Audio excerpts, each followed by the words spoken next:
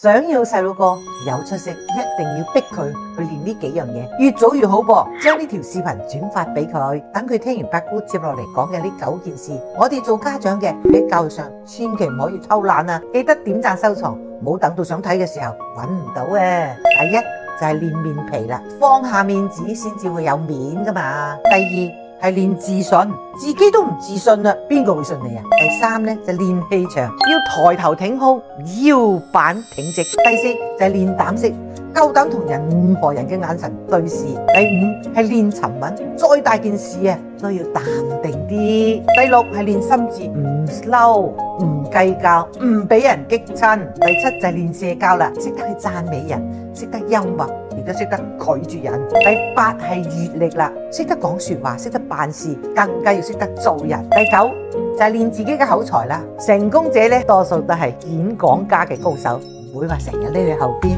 唔敢講嘢嘅。如果你覺得八姑呢條視頻對你有幫助嘅話，記得點讚收藏，一定要轉發俾細佬哥唔睇。人生9年缺一不可啊！